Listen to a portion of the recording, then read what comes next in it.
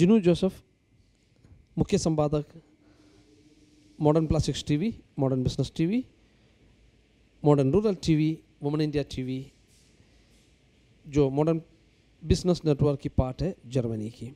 आज हमारे साथ मौजूद है मिस्टर अरुण पिया, अरुण ग्रुप ऑफ कंपनीज की चेयरमैन, मिस्टर अरुण पिया, पिया ग्रुप ऑफ कंपनीज की chairman. Welcome sir, thank you for joining modern plastics TV here. हम इनकी फैक्ट्री में आए हैं और इनके बिजनेस के बारे में, यहाँ पर ये क्या क्या करता है उनके बारे में आपको इंसाइट देंगे। सर, आप हमारे दर्शक को बताएंगे कि आपकी जर्नी कहाँ से स्टार्ट किया, आपकी ग्रोथ, जैसा आपने डिस्कस किया तभी बताया, जैसा चैलेंजेस बहुत है उसके बाद भी आप ग्रोथ कैसा कर पाए और आगे आपको क्या क्या ज़रूरत है, सपोर्ट क्या चाहिए गवर्नमेंट से, और टेक्नोलॉजी के बारे में आप क्या एक्सपेक्ट करते हैं, ये सब के बारे में कुछ बताएंगे सर। और सबसे पहले तो मैं मॉडर्न प्लास्टिक्स इंटायर टीम को नेपाल में और हमारी इंडस्ट्री में स्वागत करते हैं। और ये आपका कुछ दिन पहले हमने उद्योग संघ के मार्फत सुना था कि आप लोग नेपाल में आए हुए हैं और नारायणघाट में विशेष करके चितौन में इंडस्ट्री वालों से मिलना चाह रहे हैं। मैं काठमांडू में था तो अभी पहुंचा ही हूँ। और नेपाल बहुत ही छोटी सी मार्केट है इंडिया के तुलने में। और मेरा जर्नी का आपने अभी पूछा तो तकरीबन 30 साल हो गए हम लोग इस इंडस्ट्री में। तो मेरा पिताजी स्वर्गीय श्री कृष्ण बंधु पिया ने इस्टेब्लिश किए हैं, पिताजी ने। तो उन्हीं के हाथ पे हाथ रख करके आज हम लोग जिस मुकाम पे हैं तो इसी तरह इसी दौर से हम लोग चल रहे हैं। यूँ कहूँ तो काफ़ी मुश्किलें हैं ये फैक्ट्री का जर्नी, क्योंकि मार्केट बहुत छोटी सी है और रॉ मटेरियल सब बाहर से रिसोर्स करना पड़ते हैं। तो काफ़ी दिक्कतों का सामना करते हुए हम लोग इस मुकाम तक पहुँचे हैं। आसान नहीं है, यूँ कहूँ तो मार्केट छोटी है, रॉ मटेरियल है नहीं, गवर्नमेंट का पॉलिसीज़ काफ़ी टफ है और कहीं से भी हम लोग नेबरिंग कंट्रीज़ कहीं से भी हम लोग मीट नहीं कर सकते हैं, क्योंकि गवर्नमेंट का जिस हिसाब का दूरदर्शिता है नहीं, उस हिसाब से हम लोग काफ़ी प्लास्टिक इंडस्ट्री वाले जिस हिसाब से ग्रोथ होना चाहिए, जितना मेहनत हम लोग कर रहे हैं उस मुकाम पे हम लोग पहुंच नहीं पा रहे हैं। Thank you. आप क्या क्या बनाते हैं, आपकी जो प्रोडक्ट रेंज है उसके बारे में बताइए। और आप जैसा आपने कहा वैसा काफ़ी मशीन्स आप इंडिया से सोर्सिंग करते हैं, मटेरियल इंडिया से सोर्सिंग करते हैं, अदर नेबरिंग कंट्री से सोर्सिंग करते हैं। तो आपके पास क्या क्या मशीन है, क्या क्या मटेरियल कहाँ कहाँ से सोर्सिंग करते हैं, कौन सप्लायर्स कौन है, आपको इसमें चैलेंजेस क्या फेस होते हैं, इसके बारे में कुछ बताइएगा। हाँ जी, बहुत अच्छी प्रश्न आपने किया। सबसे पहले तो मशीनरी सारे लगभग 90% मशीनरी इंडियन है, मुंबई से, गुजरात से बेसिकली, कुछ दिल्ली कलकत्ता से भी। और यूँ कहूँ तो अधिकतर रॉ मटेरियल्स वगैरह आप ही का इंडिया से ही, गुजरात से ही आते हैं। बेसिकली ग्रैनुअल्स, मशीनरी और कुछ सिंगापुर से, कोरिया से और गल्फ से भी आ रहे हैं। रॉ मटेरियल तो यही है। मशीनरी और टेक्नोलॉजी के हिसाब से कुछ हमारे पड़ोसी चाइना से भी आ रहे हैं, थाईलैंड से आ रहे हैं और कुछ ताइवान से आ रहे हैं मशीनरीज। इंडिया में आप मेनली प्रोडक्ट्स क्या क्या बनाते हैं, ब्लोन फिल्म पैकेजिंग में क्या क्या बनाते हैं, और उसके डेवलपमेंट में आपका फ्यूचर प्लानिंग क्या है? We are into basically printing business. We have two rotogravure, 8 color and 6 color. One is Lapra make, and one is C. Trivedi, Gujarat. We have nearly 3 flexographic machines, which is make of Lapra, and one from Mumbai. We have one lamination around 6 HM extruder, SDP, and PPE around 5 extruder, 3 LDPE extruders, around 20 pouching machines, cutting and pouchings, and 1 jeeper. That's it. Future plan में packaging industry में भी challenges globally है, तो future में आप क्या diversification करना चाहेंगे, क्या नया क्या टेक्नोलॉजी अडॉप्ट करना चाहेंगे? देखिए, अभी ग्लोबली जो प्लास्टिक के नाम से ही जुड़ा हुआ पोल्यूशन का जो बहुत काफ़ी ज़ोर से ग्लोबली आवाज़ आ रहा है, और हम लोग काफ़ी ज़्यादा रिस्पॉन्सिबल भी हैं, और इसीलिए हम लोग एक सोशल रिस्पॉन्सिबिलिटी को मानते हुए हम लोग एक सुइरो कार्यक्रम को चला रहे हैं, जो एवरी हाउस होल्ड से प्लास्टिक वेस्ट को कलेक्ट करते हैं, और इस वेस्ट से फोर से मोहर बना रहे हैं, जो जिसको हम लोग गंदगी कहते हैं। इससे इसको रिसाइकल करके या इसको कुछ ना कुछ काम में ले करके एक सोशल रिस्पॉन्सिबिलिटी, इस हिसाब से हम लोग काफ़ी साल हो गया, तकरीबन 18 साल से चल रहा है, और इससे बहुत ज़्यादा तो नहीं, बहुत कम लोगों को पढ़ा रहे हैं, और कुछ डिसेबल लोगों को मदद भी कर रहे हैं। तो इसका वैल्यू जो है पैसे और नंबर से ज़्यादा इससे कलेक्ट हुआ जो मटेरियल है, उससे कुछ ना कुछ हम लोग करने की कोशिश कर रहे हैं। बहुत बड़े पैमाने में नहीं हो पा रहा है, फिर भी जो हो रहा है काफ़ी संतुष्टि मिलती है। और जैसे कि आपने पूछा आगे फ्यूचर का प्लान के बारे में, जैसे अभी प्लास्ट इंडिया होने जा रहा है, और भी कई शोज़ हो रहा है इंडिया में या नेबरिंग कंट्रीज़ में, हम लोग पहुंचते ही हैं, चाहे प्लास्टिक एंटरप्रेन्योर एसोसिएशन से हो, या प्लास्ट फाउंडेशन नेपाल से हो, या प्लास्टिक उत्पादक संघ करके एक काफ़ी पुराना संस्था है काठमांडू में, जिसको सारे नेपाल के प्लास्टिक फर्टिनिटी को रिप्रेजेंट करते हैं। तो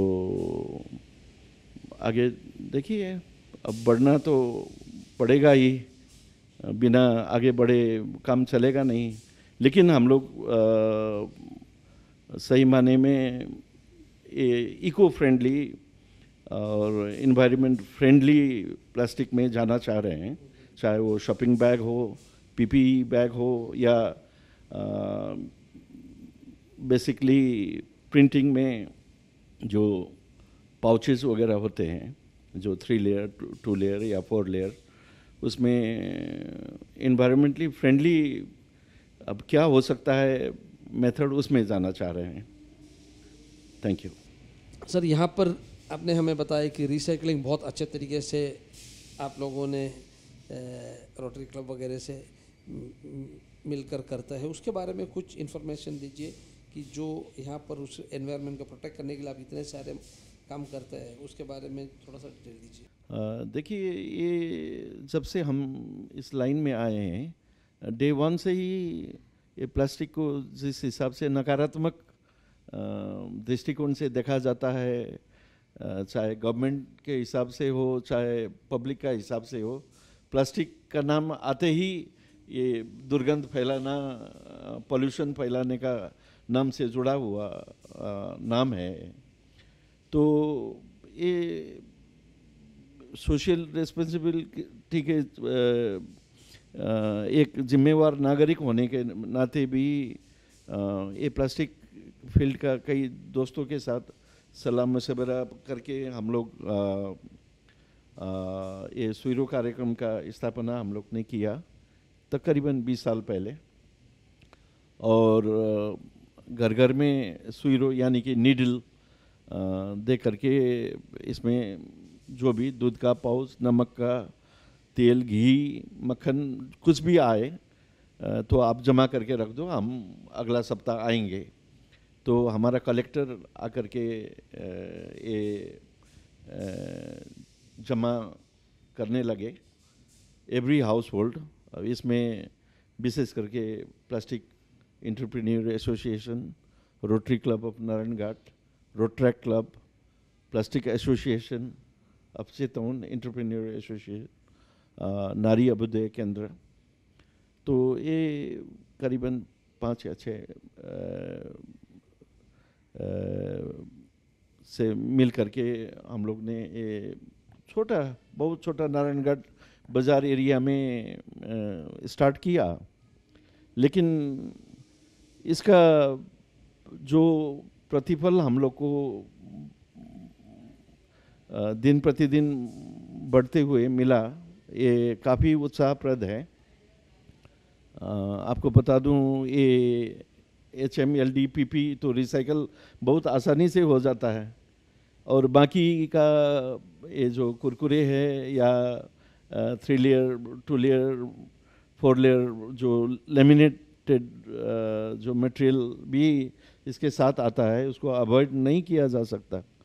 तो इसके लिए हमारे पास प्रेसिडेंट हैं, आज से 4 साल पहले हम लोग ने ये प्लास्टिक का टाइल बनाने का भी काम शुरू किया। भला वो डाई नेपाल में बना हुआ था तो इतना हाई क्वालिटी का निकला नहीं, फिर भी टाइल का काम शुरू हो गया। उसके बाद अभी तो काफ़ी प्रगति कर रहा है। तो उसके साथ साथ कुछ बिटुमिन के साथ मिल करके कुछ रोडों में इसका प्रयोग होने लगा और काफ़ी उत्साहप्रद है। पोखरा में बना है, काठमांडू में बना है, कई जगह में बनना चालू कर दिया। परसेंटेज मुझे एग्जैक्टली मालूम नहीं है, मेरे ख्याल में तकरीबन 10% ये रिसाइकल वेस्ट प्रयोग हो रहा है। लेकिन काफ़ी उत्साहप्रद है। हम लोग को न इसको जला सकते हैं, न ज़मीन में गाड़ सकते हैं, लेकिन ये जिस हिसाब से रिसाइकल होके ये बिटुमिन के साथ मिलना शुरू हो गया, हम लोग काफ़ी उत्साहित हैं। जो कॉमन मैन है, नेपाली आपकी फेलो सिटीजन है, उनके लिए आपको क्या मैसेज देना है? और टेक्नोलॉजी मैन्युफैक्चरर्स इंडिया या ग्लोबली, उनके लिए क्या मैसेज आप देंगे? Thank you. देखिए, मुझे क्या लगता है कि प्लास्टिक को जिस नज़रिया से अभी देखा जा रहा है, अगर प्लास्टिक नहीं होता तो क्या चीज़ चलाते? प्लास्टिक के बदले में कुछ ना कुछ तो चलाना पड़ेगा। इसीलिए हम लोग ने स्लोगन भी क्या बना रखा है कि आप प्लास्टिक यूज़ करो, इन्वायरमेंट को बचाओ, रुख यानी कि पौधे को आप बचाओ, ग्रीनरी को बचाओ। तो प्लास्टिक का जो बहु उपयोगीता है, इसको ज़्यादा से ज़्यादा बढ़ावा मिलना पड़ेगा चाहिए। और ये बात पक्की है कि आफ्टर यूज़ इसको व्यवस्थापन कैसे करना है, विशेष करके जो म्यूनसिपलिटी है, अब हम लोग सारे चीज़ म्यूनसिपलिटी के ऊपर थोप देते हैं, लेकिन अपना क्या रिस्पॉन्सिबिलिटी है? Every house hold, every citizen का जो रिस्पॉन्सिबिलिटी है वो चीज़ बहुत ज़रूरी है। और हम लोग एक एक नागरिक अगर सचेत हुआ तो ये वर्ल्ड को ये हम लोग हरा और भरा रख सकते हैं, पोल्यूशन मुक्त। Thank you. Sir, you are more into printing and packaging business. What are the other segment and technologies? As you said, you are also part of the most of the association. Your fellow entrepreneurs, plastic entrepreneurs, and other entrepreneurs expect technology developments or upgradation in the industry for plastics and packaging and other related industry. See, now in Nepal, most of the technologies are from India, but most of them are very ancient, old models, machines. So we are not able to compete with the big industries and the imported materials, which is much more in quality, in terms of rate also, it is much cheaper. So we expect new technologies. बेशक इसका rate काफ़ी high है, नया technologies में जाना सभी का effort की बात भी नहीं है, लेकिन जिस तरह हम लोग आगे बढ़ने के लिए नया टेक्नोलॉजीज़ को जो एक्सेप्ट करना पड़ेगा, उसके लिए मैं चाहता हूँ, मेरा कहना है कि नया टेक्नोलॉजीज़, नया मशीनरी, नई हिसाब किताब से आगे बढ़ना है तो हम लोग को हायर एंड का मशीन का ज़रूरत है। लेकिन अभी आपको बता दूं, नेपाल में जिस हिसाब से गवर्नमेंट का पॉलिसी है और राष्ट्र बैंक से सभी इंडस्ट्री को जो हिसाब से एक हिसाब से नाकाबंदी कर दिया है फाइनेंशियली, तो लगानी नहीं हो रहा है। अब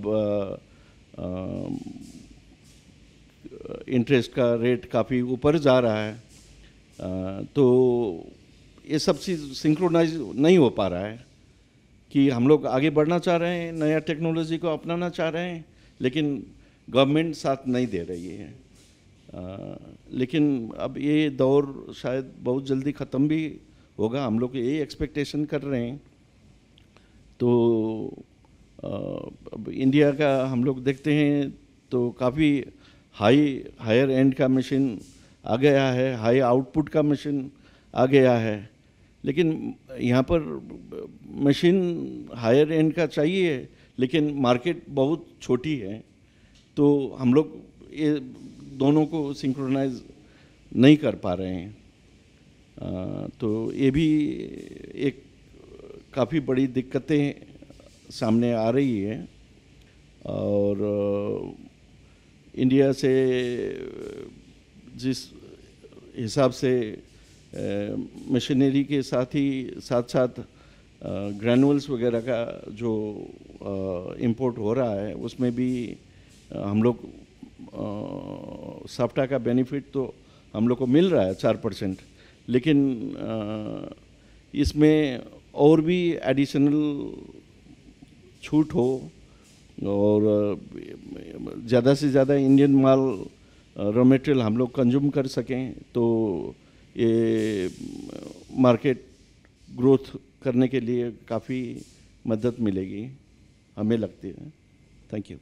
Arun sir, आपकी जो कंपनी की जो जर्नी है, आपकी फादर ने स्टार्ट किया, कहाँ से स्टार्ट किया, आज जो ग्रोथ लेवल में पहुंचा, उसकी वो एक जर्नी है, छोटे से धीरे धीरे धीरे, एक वन डे ग्रोथ नहीं है। तो इसके बारे में आप थोड़ा सा हम लोगों को इन्फॉर्मेशन देंगे। और जो प्रोडक्ट रेंज आप स्टार्ट किया तभी क्या प्रोडक्ट रेंज था, आज बहुत सारे प्रोडक्ट रेंज आपने ऐड किया है, कौन सी इंडस्ट्री को सप्लाई करते हैं, ये सब थोड़ा डिटेल दीजिए। आपको बता दूं, ये जर्नी तकरीबन 30 साल पहले शुरू हुई थी। तो मेरे ख्याल में 28 इंच का एक मशीन दिल्ली से आया हुआ था। तो एलडीपी का हम लोग शीट बनाते थे, और वो मशीन आज के दिन भी चल रही है, 30 साल पुरानी मशीन है। और जर्नी एलडी मशीन से शुरू हुई थी। इसके बाद पॉलीप्रोपिलीन का कुछ मशीन आया दिल्ली से, कुछ गुजरात से, कुछ मुंबई से।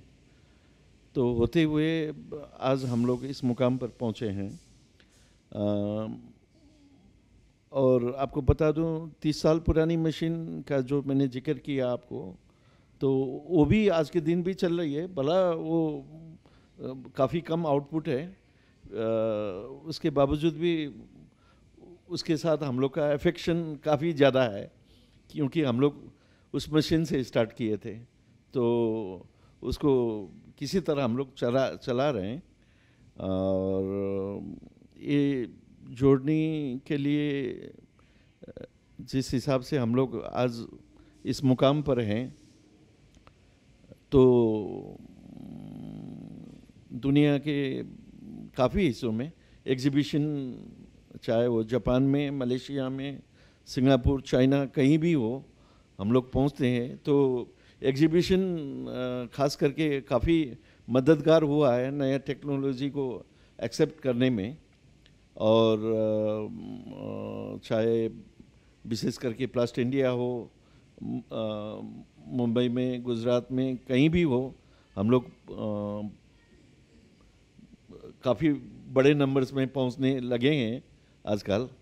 और ख़ास करके प्लास्ट फाउंडेशन नेपाल, प्लास्टिक उत्पादक संघ और ये प्लास्टिक एंटरप्रेन्योर एसोसिएशन चितौन के संस्थापक होने के नाते लगभग हर साल कहीं ना कहीं हम लोग पहुंचते ही रहते हैं। अब ये जर्नी के बारे में जो आपने पूछा है, ये जर्नी काफ़ी टफ रहा है। और लेकिन एक सेटिस्फैक्शन लेवल क्या है कि हमारे जिस हिसाब से ग्रोथ हो रहा है, काफ़ी दोस्तों का भी ग्रोथ हुआ है और नेपाल अधिराज भर में। और हम लोग काफ़ी यूनाइटेड हैं इस प्लास्टिक एसोसिएशन में, कि एक आपस में हम लोग एक्सचेंज करते रहते हैं, मिलना जुलना, और ये टेक्नोलॉजी के बारे में, मशीनरी के बारे में। तो काफ़ी सुखद रहा है। मेरा ये प्रोडक्शन रेंज के बारे में बात करूं तो विशेष करके फूड इंडस्ट्री में ही ज़्यादा फोकस हम लोग कर रहे हैं, और ज़्यादा कंजम्पशन भी फूड इंडस्ट्री का ही है। और फूड को छोड़ करके फर्टिलाइज़र वगैरह में भी काफ़ी बढ़ रहा है कंजम्पशन। और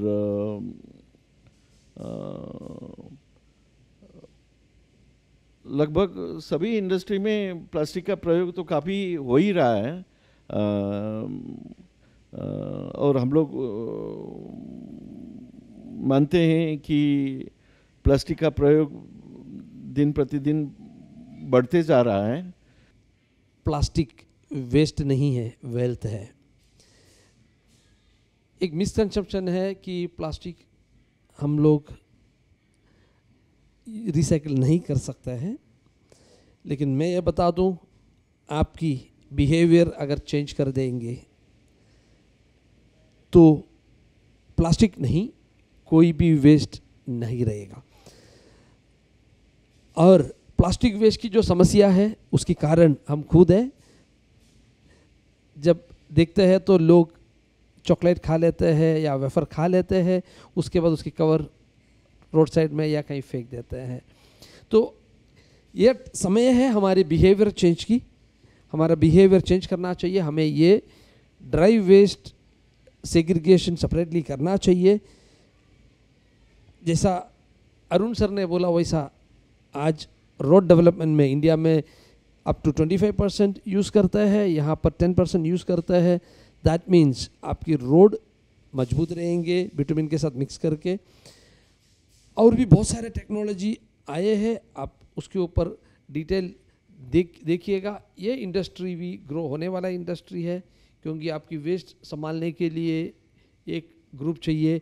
आप लोग जो काम करते हो बहुत अच्छा काम कर रहे हैं सर। आप सारे अलग अलग एसोसिएशन को लेकर जो काम आप कर रहे हैं वो आपकी नेपाल की जो ग्रीनरी है, नेपाल की जो एनवायरनमेंट है, टूरिज्म के लिए जो लोग आते हैं उनसे भी यही निवेदन होगा, आपकी वेस्ट कहीं फेंकिए नहीं, बल्कि वो साथ में ले जाइए और ड्राई वेस्ट बॉक्स में डालिएगा।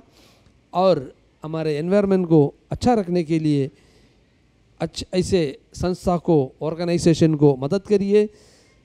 Thank you so much and I am sure the world is going to change, but we expect your behaviour to be changed. Nepal market में टेक्नोलॉजी और रॉ मटेरियल की अवेलेबिलिटी अगर लोकली मिल जाए तो नेपाल की एंटरप्रेन्योर्स बहुत जल्दी बढ़ सकता है। कारण मार्केट की रिव्यू जो मिला है उसमें से 30 days to 75 days material stock रखना पड़ता है। वो एक बहुत बड़ी चैलेंज है यहाँ की एंटरप्रेन्योर्स के लिए। इंडिया का रॉ मटेरियल मैन्युफैक्चर से मेरा निवेदन ये होगा कि आप अपना स्टॉक नेपाल में रखिएगा, नेपाल की प्लास्टिक एंटरप्रेन्योर्स को सपोर्ट करिए और उनकी ग्रोथ की भागीदार बने। और टेक्नोलॉजी मैन्युफैक्चरर्स, मशीन हो गया, सर्विसेज हो गया, उनसे मेरा निवेदन ये होगा कि नेपाल मार्केट में देखिएगा, पुराना मशीन किसी की होगा तो बाईबैक कुछ स्कीम चलाइएगा ताकि वो अपना मशीन को अपग्रेड करे। सर्विस सपोर्ट, काफ़ी लोगों ने ये बताया कि इंडिया में मैं अगर बोलूँ तो 24 आवर्स में सर्विस मिलता है। नेपाल भी हमारे से बहुत दूर में नहीं है, आप 24-48 आवर्स सर्विस दे सकते हैं। आप रिसर्च करिएगा और आपको जो इन्फॉर्मेशन चाहिए हमसे कांटेक्ट करिए। मैं ये वादा करता हूँ कि आप लोगों की सपोर्ट नेपाल की इंडस्ट्री को बढ़ाएंगे और साथ में ग्रो करें। बढ़ते रहिए, देखते रहिए modern plastics TV. Thank you so much.